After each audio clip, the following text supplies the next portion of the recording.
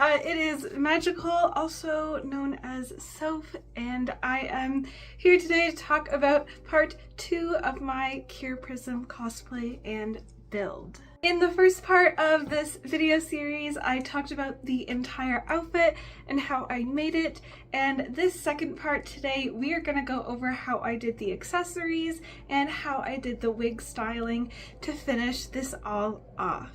In total, this cosplay probably took me over 200 hours and about $300 in materials, so there's a lot that went into this, and a lot of it is the small things and the little details on this cosplay that I'm really excited that I get to show you today. Genuine blood, sweat, and tears went into this, and I am so proud of how it turned out. So let's start with the accessories, and we will go from head to toe and then finish with the wig to wrap it all up. So let's start with the head bow, which I'm currently wearing right now. This head bow is made out of a satin material, and it is just in the shape of a bow, same as on her head.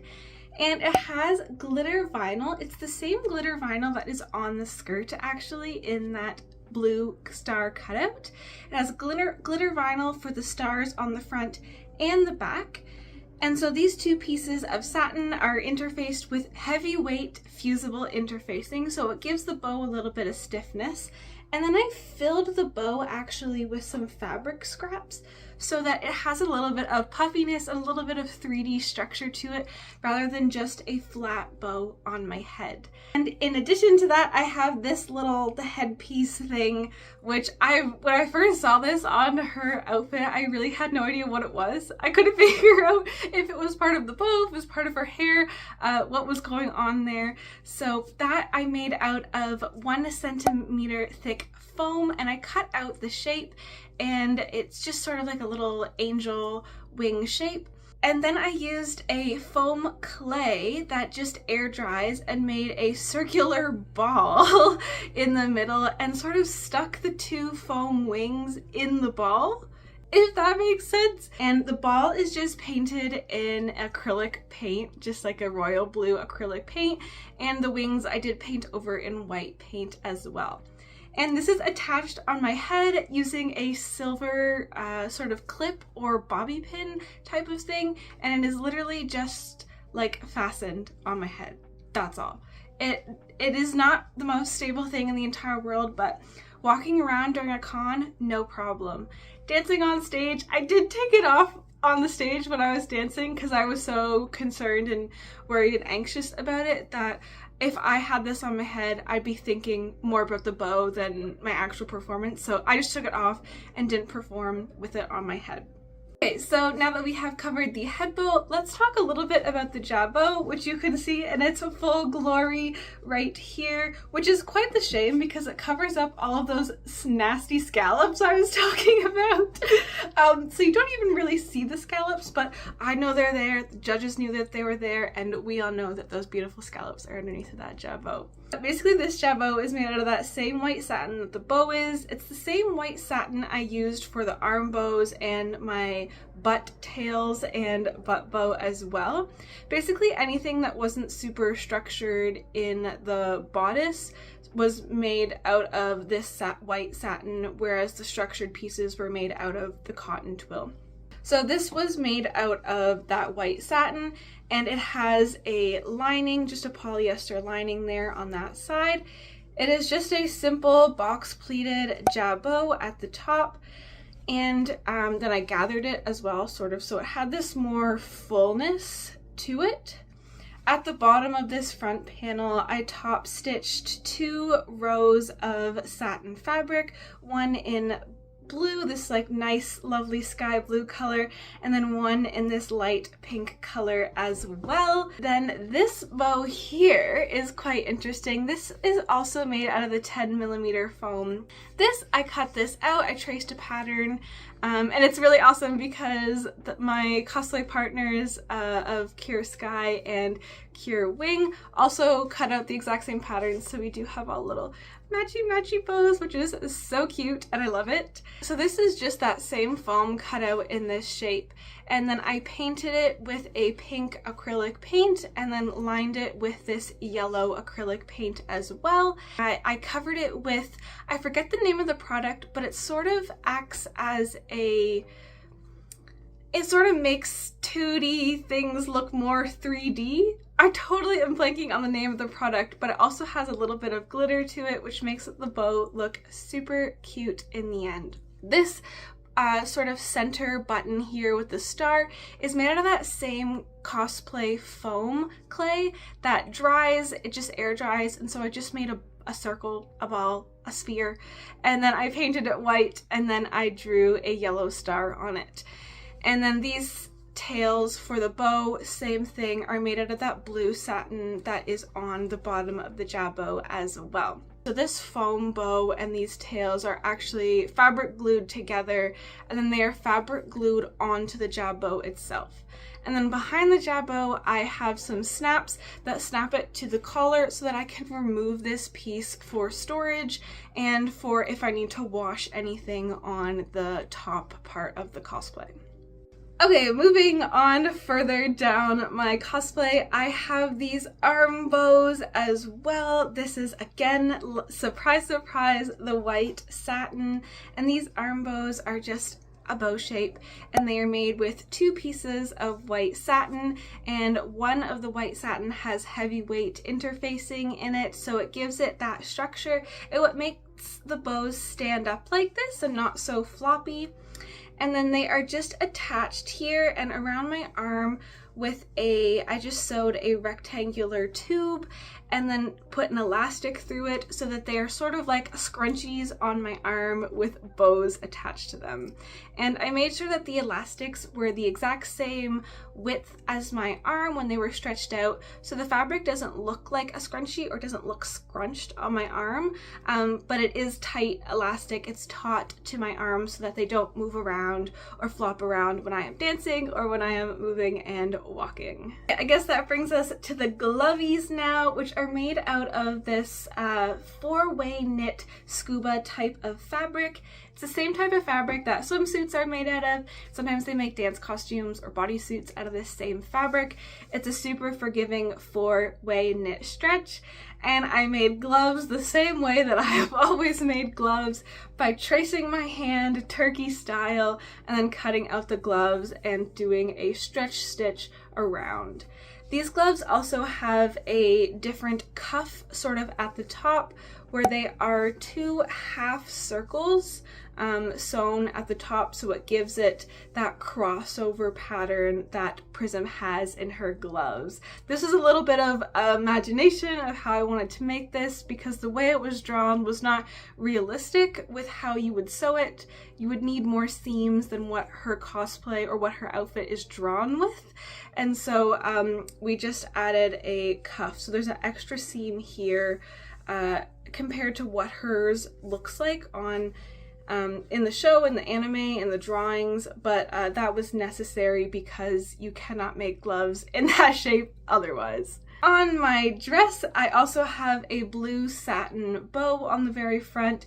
It's the exact same blue satin as I used for the Jabot, and it is, again, this blue satin with medium weight interfacing made into a bow, and surprise, surprise, it also has snaps on it so that I can remove them from the dress and make it easier to wash and to store this cosplay.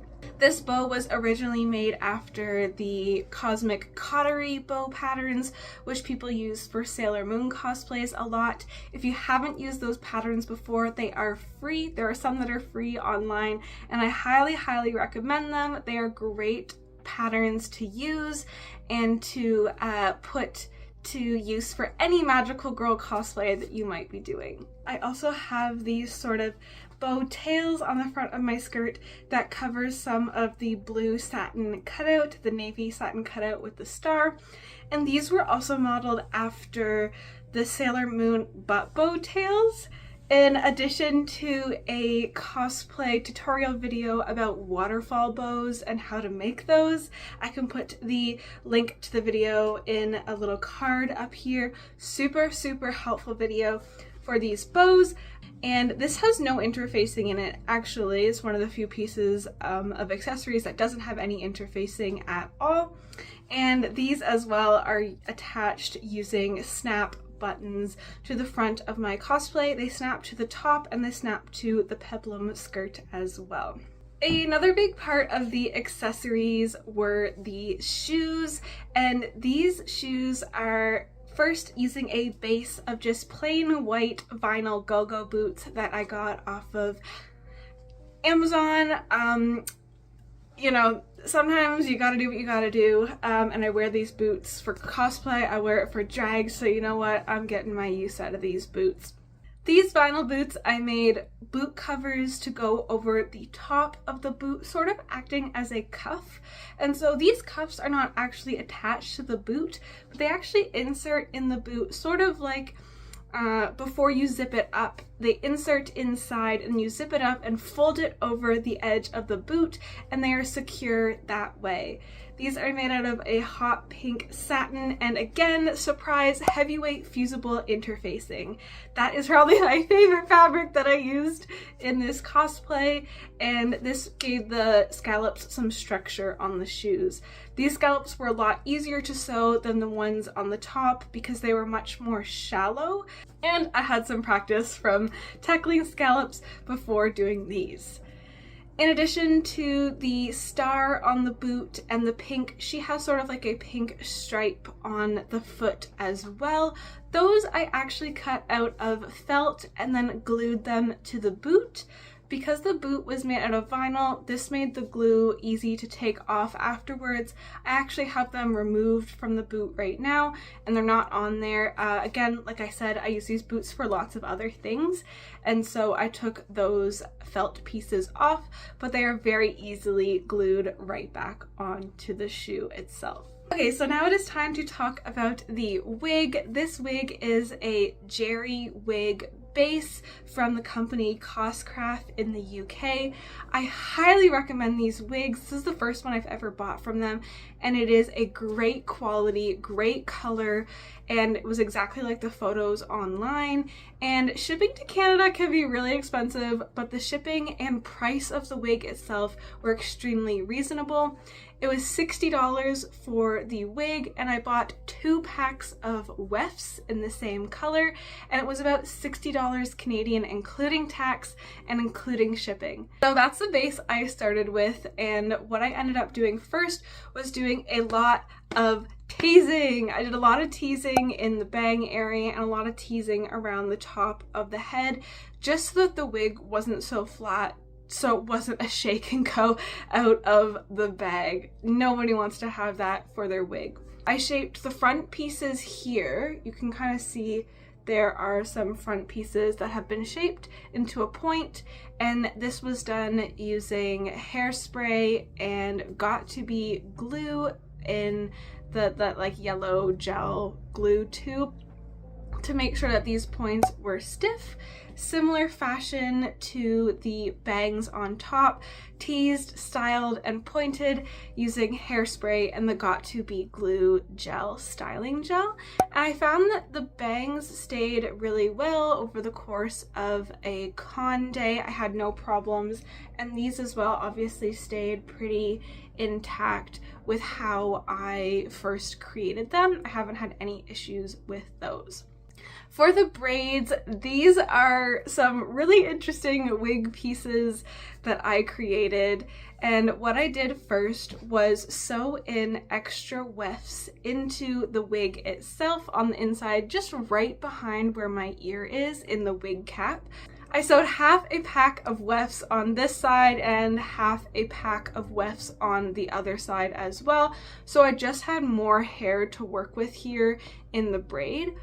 Obviously, wig hair is synthetic and it's not as thick as real actual hair, and so I needed to make sure that I had extra hair to work with in the braids. As for the braids itself, these are not actual 3-strand braids. What they are pull-through braids. There are plenty of tutorials for how to do this online, and that's what gives it that beautiful heart shape, or that more rounded full heart shape than what a normal 3-stranded braid would give you. I use clear elastics to tie the braids as well, so you can't see them, so it sort of looks like it's all one piece of hair, and then hairspray the heck out of these braids.